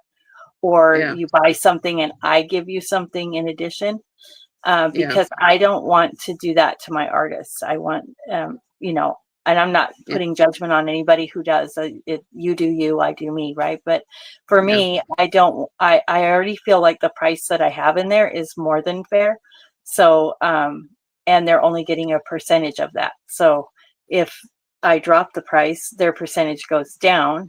They still get a sale, but I don't, yeah, I would rather have it sit there and yeah, find the right person, right? Because if yeah, you really want something, you're going to buy it. yeah. Um, I think that, oh, is this our longest video ever? It's very close if it isn't. I think we had better Yeah. start winding this down. This has been really interesting. It's been fun. Um, is there any final parting words you would like to say to anyone, or to beginners, or old timers, or Just be nice. Let's be nice to be each other. nice? Yeah. Let's be nice to each other. I've seen That, things yeah, said and people hurt, and seen some very good artists, friends of mine, who've been affected to the point that they don't do it anymore. And that's sad to me. So let's be nice to each other. Right. Are you saying don't create anymore, or don't do videos anymore, or what are you saying? Pretty much she doesn't do anything anymore. Yeah, that's terrible And because I have another nobody's. person who doesn't do videos. She still creates, but she doesn't do videos, and because of what other people have said. And you know, I mean, you don't have to say something encouraging, but please don't say anything rude. Yeah. Yeah, that that's yeah. I maybe don't you want to end better. on a bummer note. Yeah, I was just gonna Yeah. say, maybe do you have one more funny story to tell us before we leave? Oh, what should I go with? Um, I'm on the spot. well, Um, hmm. think about your paint customers. Oh, Oh, please. maybe Do I I'll have ask to? you one thing. I'll ask you one thing that I was wondering about your mother. Did she do anything besides beading in the course of her lifetime, So craft wise? my grandmother was very strict with my mom. She was an only child, so anything creative was kind of a waste of your time. My grandma was a wonderful Mm, seamstress. She would make clothes, but she never made anything for fun. Everything had a function. mm, oh yeah. And so my mom grew up kind of like that. So when she first went and took a beading class, they were doing the medallions, and her tension was wrong, and the lady came over and snipped it. And it was a Native American class in the 70s, and my mother was the only Caucasian person there, and they were doing their thing and showing her, and they just would come over and cut her string when she was too tight or too loose with the thread. And so she saw another lady at the end making the earrings that she likes to make, and so she sat down. The lady showed her how to make one. And she just started doing it. She had actually purchased some beads for like $80 back in the day. Had no idea what she was going to do with them. And my dad very much an alcoholic at that time, said, "What are you going to do with those things?" And she said, "Well, I just was going to hang them on the mirror in the bedroom." And my dad's like, "No, if you spent $80, you're going to do something with them." So he actually signed her up for the class. And yeah, she just went, and it was just her thing. That's the only craft she really does. We have been talking about making wind chimes, but they're going to have beads on them. So yeah, but she does fabulous work. So I see that I almost ended this long video or this long interview without asking you if you are an introvert or an extrovert. I think I'm an ultravert. I'm a little of both. Okay.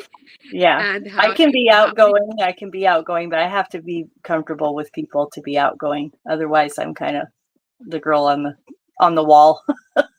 Yeah. Before we went live, you said, and don't ask me what my favorite color is, because of course you're in the paint business. But So can you just weigh in on purple? How do you feel about purple? Because there are many purple lovers among us. It depends on what kind of purple. Are you talking plum, or are you talking like royal purple? Lavender? See, there's so many things. Earlier on, what you, I wish I would have called you on it at the time. Your answer to some question made me think that woman should be in politics. She's so damn diplomatic, or answering but not quite answering. So your purple answer sort of confirms that too. Okay. I don't really, honestly, politics are the last thing on my mind. Yeah, I know. I would say kind of an aubergine, eggplant colors, maybe what I'm Lovely. thinking. Perfect. I would love those in my boho journal. I like lavender, but if I had a favorite color, it would probably lean toward turquoise, maybe. Maybe. But it's turquoise green or blue, you see? Yes, I know. I'm going to do a color video one day. I'm going to do a color video one day. Everybody asked me to do it. I'm going to do it one day. Well, I'll just tell you that when we did our edition and we had it professionally painted, so yes, the guy used a primer. I have 2 feature walls that are aubergine in color. So this kid's not afraid of color. Right? Yeah, but I will tell you this very quickly. Very quickly. My son, when he was younger, he's 36 now, but when he was about 4, he was going into preschool. And they said, oh, he could read. And I mean, he was a very intelligent little guy. So he went to preschool, and the teacher said, well, what would you like to learn? What are your goals? And he said, I'd like to learn Spanish and the times table. And they looked at him. Now, I didn't know. I'd never been around children until I had my son. So it's like, I mean, my brother's 2 years younger than me, but so I have no cousins. I mean, I did, but I didn't know them. Anyway, so I was like, I didn't know he was different, right? I thought every kid thought like this. So, she says, and I said, yeah, he wants to learn Spanish in his times table, I mean, let's go. And she bent down and she said, well, you get to learn your colors. And he kind of looked at her and he said, well, I already know my colors. And she goes, well, what is your favorite color? And he goes, I'm partial to chartreuse and vermilion.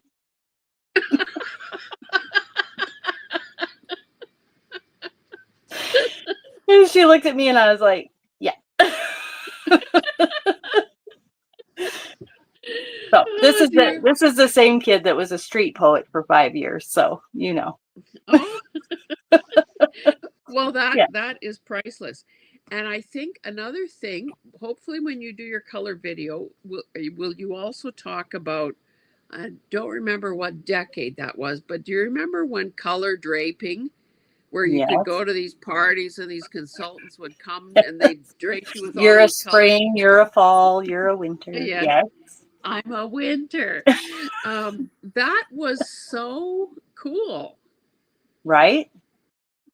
And they don't do I that don't know anymore. if all the rules go out the window and your hair goes like this, but Well, they could never figure out what I was, so that was fun. I was oh, like 13. I'm somewhere between fall and spring. anyway, on that note, Okay. I'm glad we ended with chartreuse and vermilion. You Um, gotta love it. gotta love it. Anyway, thank you to everyone who has been here live, anyone who Thank you. watches this in the chat.